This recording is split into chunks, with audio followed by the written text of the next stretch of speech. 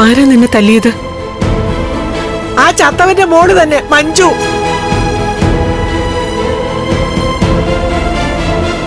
ലേഖയ്ക്കും മഞ്ജുവിനും ഒക്കെ നിന്നോട് ഭയങ്കര ദേഷ്യ. അതുകൊണ്ട് ഈ സമയത്ത് നീ അങ്ങോട്ടൊന്നും പോവാതിരിക്കുന്നത് നല്ലത്. മോൾക്കൊരു ജീവിതം വേണ്ടേ മോഹിനി? മോൾ ഒരു കുഞ്ഞിനെ പ്രസവിക്കാൻ തയ്യാറെടുത്തോണ്ടിരിക്കുക. ആ നേരത്തെ അച്ഛനില്ലാത്ത ഒരു കുഞ്ഞിനെ പ്രസവിക്കാതിരിക്കാൻ വേണ്ടിട്ട് മോൾ ഉണ്ണിക്കൊപ്പം ജീവിക്കണമെന്നാ ഞാൻ ഏതു നേരം ഈ പറഞ്ഞോണ്ടിരിക്കുന്നത്. അതിനു വേണ്ടിട്ടാ നിന്റെ മോളെ കാണാൻ എന്റെ കുഞ്ഞ് ആശുപത്രിയിലേക്ക് പോയത്. കണ്ണന്റെ വീട്ടിലേക്ക് എന്റെ മോളെ തിരിച്ചു കയറ്റണമെന്ന് പറയാൻ അല്ലേ മോളെ? പ്രസവം വരെ ഇവൾ ഇവിടെ നിൽക്കുന്ന അമ്മയെ നല്ലത്. ഇവിടെ നിന്നാൽ അങ്ങനെ അങ്ങ് നിന്നു പോവും. പിന്നെ നിന്റെ ഇളയ മരുമകൻ ഇവിടെ വന്ന് വിളിക്കത്തൊന്നുമില്ല. അവൻ അങ്ങനത്തെ ഒരു സ്വഭാവക്കാരനാ.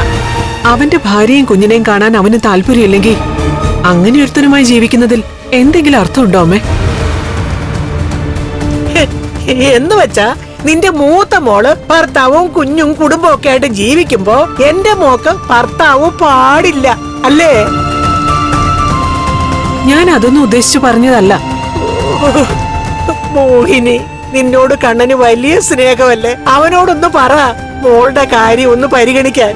മോളിനി അവിടെ ചെന്ന് കഴിഞ്ഞാൽ പഴയ സ്വഭാവം ഒന്നും എടുക്കത്തില്ല. വളരെ ശാന്തമായിട്ട് ജീവിച്ചോളും. കണ്ണൻ അങ്ങനെ ഒരു ഉറപ്പ് കൊടുക്കാൻ എനിക്ക് പറ്റില്ല. ഇവൾക്ക് അങ്ങനെ അത്ര പെട്ടെന്നൊന്നും നന്നാവാൻ പറ്റില്ലമ്മേ.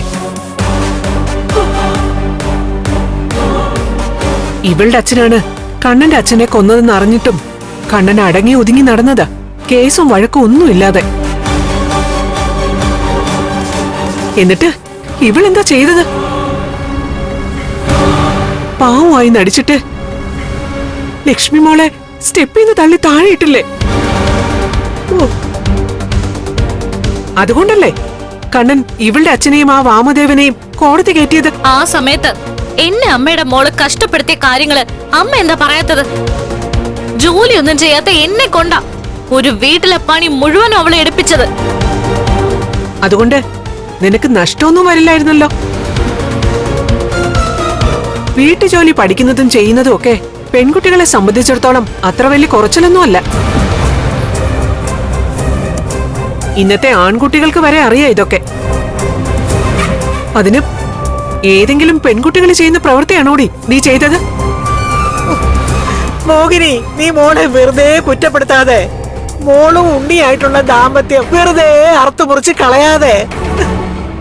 ഒന്നുമില്ലെങ്കിലും നിന്റെ വയറ്റിൽ പറഞ്ഞോളല്ലേ ഈ നിൽക്കുന്നത്. ഇവളെ കണ്ണന്റെ വീട്ടിലേക്ക് കയറ്റണോ വേണ്ടയോ എന്ന് തീരുമാനിക്കുന്നത് കണ്ണനാ. അതിനുവേണ്ടി ഒരു കാരണവശാലും എനിക്ക് ശുപാർശ ചെയ്യാൻ പറ്റില്ല. ഇവള് മാറിയെന്ന് കണ്ണനും ലക്ഷ്മിക്കും തോന്നുകയാണെങ്കിൽ അവരിവളെ തിരികെ വിളിക്കും. ഇവൾ ഇത്രയൊക്കെ ചെയ്തിട്ടും ലക്ഷ്മിക്ക് ഇവൾ അനിയത്തിയാണെന്നൊരു ബോധമുണ്ട്. അതുകൊണ്ട് ഇവളുടെ അച്ഛനെയും വാമദേവനെയും കോടതി കയറ്റിയപ്പോ ഇവളെ ഒന്നും ചെയ്യരുതെന്ന് ലക്ഷ്മി കണ്ണനോട് പറഞ്ഞത്. അല്ലെങ്കിൽ ഇവളെ ഇപ്പൊ അമ്മയ്ക്ക് ജയിലിൽ പോയി കാണേണ്ടി വന്നേനെ.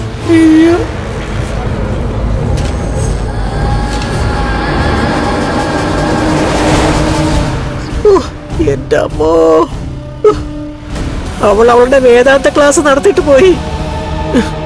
പക്ഷേ മോളെ, ഇത് മോളുടെ ജീവിതമാ. ഒരു കാരണവശാലും മോൾ ഇവിടെ ഉറച്ചു നിൽക്കരുത്. മോൾ ഇനിയുള്ള കാലം ജീവിക്കേണ്ടത് ഉണ്ണിയുടെ കൂടെയാ. അതവന്റെ കുടുംബത്തിലായാലും ശരി, കുടുംബത്തിന്റെ പുറത്തായാലും ശരി. അവനുള്ളിടത്ത് നീ വേണം മോളെ.